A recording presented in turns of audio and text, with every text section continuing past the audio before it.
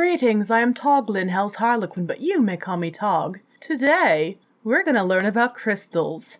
Why? Well... Diamonds are a girl's best friend. Well, actually, a crystal isn't just a gemstone or a quartz. It's a scientific name for any solid whose molecules are arranged in a very orderly fashion, based on endless repetition of the same atomic building blocks. So a lump of iron is just as much of a crystal as a diamond. I just threw that clip of Marilyn in there because I think she was so cute. Hi, this is Raphael from Crystal Dreams. Today we're going to talk about physics, metaphysics, and crystals. If we're going to be talking about the science and physics of crystals, why bring an abstract concept like metaphysics into the picture, since science is purely empirical? Crystals are more powerful than we can ever imagine. They have been here for many millions of years and have reached what we can call a perfect form. Sugar crystals and ice crystals don't take long to form, and they also have that well-organized structure. But don't mind me, I'm just being pedantic right now. They can store, receive, and emit energies. Today, I will prove this to you, not only in the metaphysical aspect, but also in the scientific aspect as well. During my studies in electrical engineering, I have learned how energies, frequencies, and vibrations are applied in physics. Energy, frequency, and vibrations are all tangible things, so of course they would be part of physics. I'm aware of that, and I'm an artist, not an electrical engineer. We also learned something very interesting that changed my mind completely. We learned about something called the piezoelectric effect. We learned that when you apply a physical force, for example pressure, to a crystal, it begins to vibrate, which creates electricity. This is known as the piezoelectric effect. So for example, if I grab this crystal right here, and just by pressing it like that, or just by going like this, you're creating electricity, and this is known as the piezoelectric effect. The piezoelectric effect is as close to magic as you can get. You must have a very low standard for what magic is, for the piezoelectric effect is something that you learn about in high school science. Now I'm sure some of us will need a bit of a crash course because it might have been a while since we last were in high school. Piezoelectric materials are generally crystalline materials that have a unit cell without a center of symmetry. These materials range from sugar crystals, diamonds, to quartz crystals, to ceramics. To help us out with this, I made an extremely crude model of a quartz crystal. Quartz is made of silicon dioxide, silicon having a slight positive charge and oxygen having a slight negative charge. The crystal itself sits in balance with a neutral charge. When force is exerted on the crystal, it causes the positive molecules to shift to one side and the negative molecules to shift to the other side, creating an electric field. They can turn physical pressure into electricity, or can turn electricity into physical pressure. There's really nothing surprising about the fact that the piezoelectric effect works both ways. By adding physical force, it creates an electric current. By adding electric current, it causes physical vibrations in the crystal. It all has to do with the physical properties of piezoelectric material.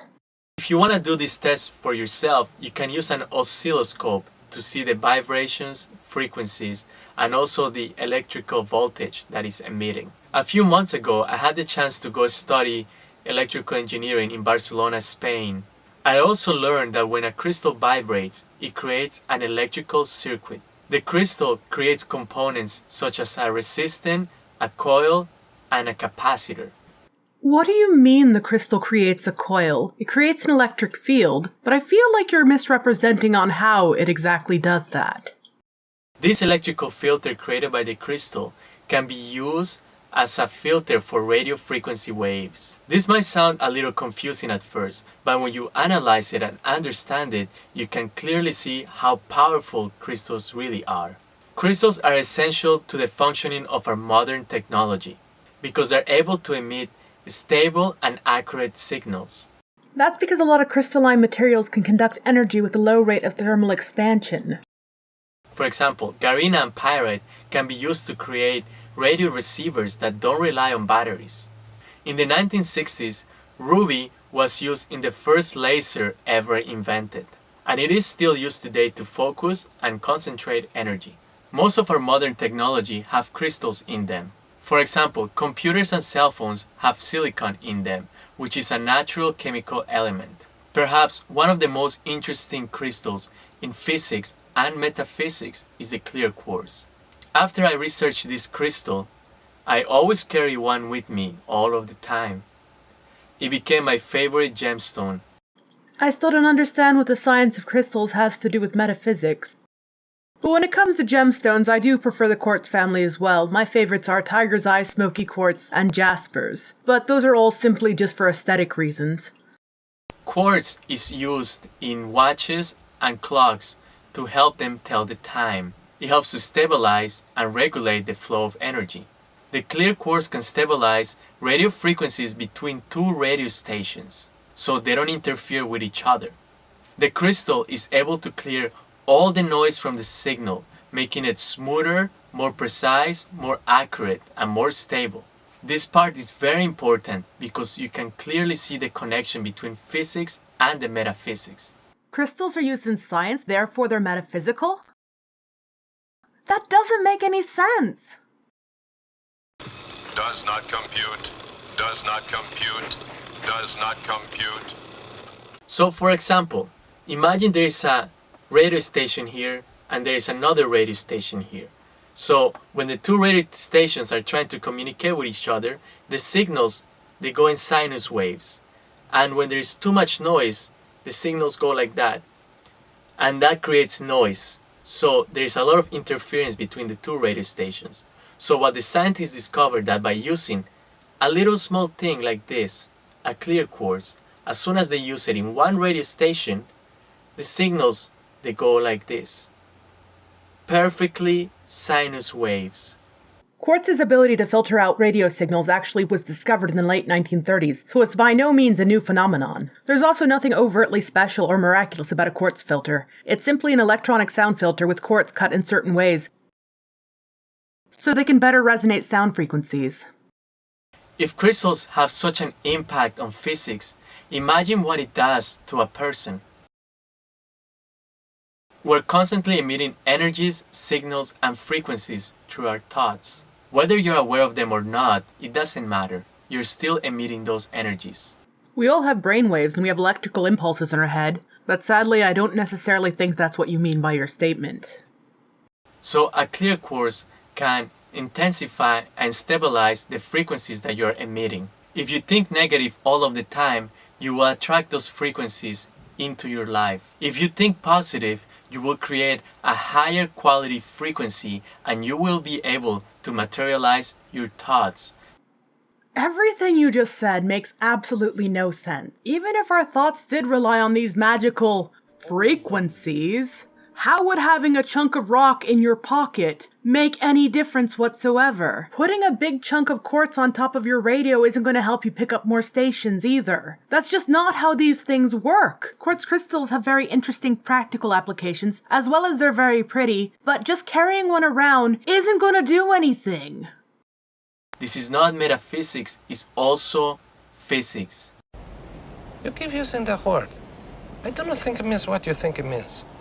In a few words, crystals can help you create a more clear and precise frequency to help you achieve your goals.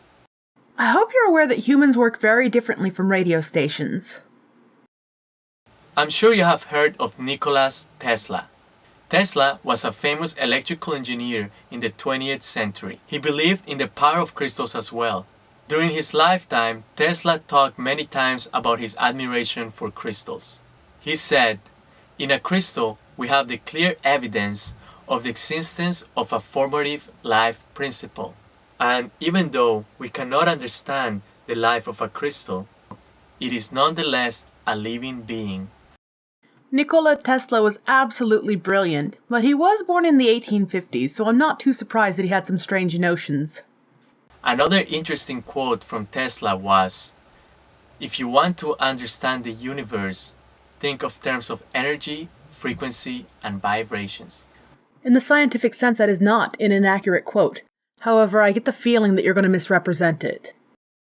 Everything around us is composed of energies, which vibrate and emit frequencies all of the time, such as crystals and people.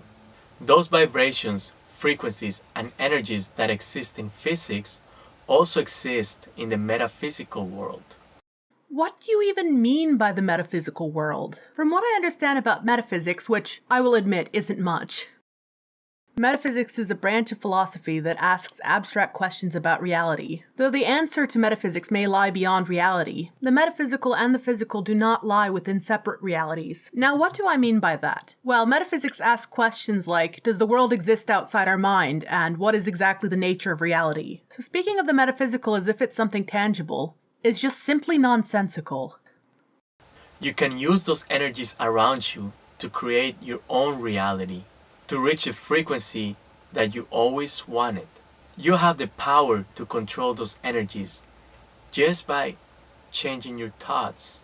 You are aware that living in a separate reality inside your own head can be considered a form of psychosis. If you believe your world is full of limitations, you will create a world full of limitations. But if you believe that anything in this world is possible, you will create a world that is limitless. Remember, we become what we think about. I sure hope not for other people's sake. My thoughts can be pretty twisted. In science, we only analyze the energies of crystals that we know how to measure, but we never study the metaphysical energies. You know that metaphysical has a definition. It's not just a smart person word for spiritual or magical. Since science cannot prove that those energies exist yet, we discard them right away. But I'm sure in the future we will be able to measure them. How is science supposed to measure something that's completely nonsensical? It's just a matter of time. Science is finally catching up to what our ancient ancestors knew about energies, frequencies, and vibrations. We all know that the ancients were the pinnacle of science and technology. I hope you enjoyed this video. Alright, my lovely viewers, please let me know if you enjoyed this and would like me to take on more pseudoscience / new aged woo in the future. Or if you have any other thoughts, let me know in the comments down below. Please make sure to check out my t-shirt shop and get yourself a fabulous tog design. And I wish you all a pleasant rest of your day.